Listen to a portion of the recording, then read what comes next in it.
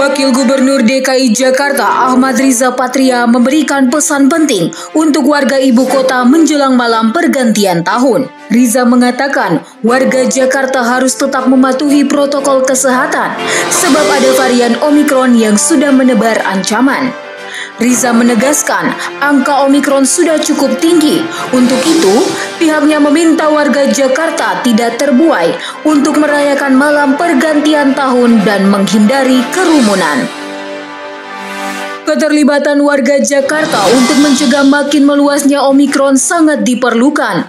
Wakil Gubernur Jakarta itu mengatakan tidak perlu membuat acara-acara yang dapat menimbulkan kerumunan, interaksi yang tinggi, apalagi terjadi mobilitas ke daerah atau luar negeri. Riza meminta masyarakat harus semakin sadar pentingnya untuk tidak lengah dan terus memperketat protokol kesehatan dimanapun berada. Diketahui sebelumnya ditemukan kasus Omikron di Wisma Atlet Kemayoran. Meskipun ditemukan varian Omikron, jumlah kasus COVID-19 di Jakarta secara harian menurun. Cakupan vaksinasi di Jakarta sudah luas dan tingkat kematian akibat COVID-19 kecil.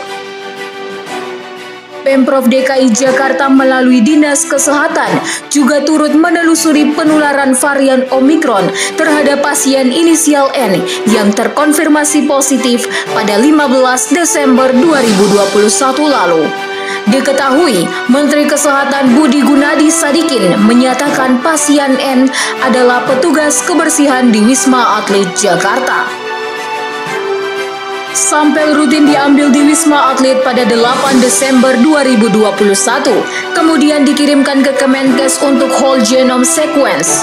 Budi mengatakan, pada tanggal 10 Desember terlihat ada 3 pekerja pembersih di Wisma Atlet positif PCR, tetapi hanya 1 orang yang positif Omikron.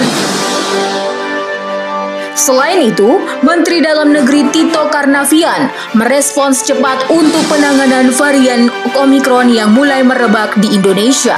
Tito menggelar rapat koordinasi bersama para kepala daerah untuk membahas penanganan varian Omikron.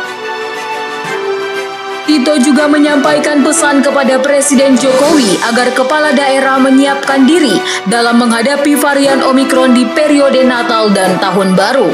Terlebih lagi periode Nataru berpotensi mengakibatkan kerumunan masyarakat dan mobilitas yang tinggi. Maka dari itu, Tito menginstruksikan kepala daerah untuk memantau penggunaan aplikasi Peduli Lindungi, sekaligus mengajak setiap warganya untuk tetap menaati protokol kesehatan.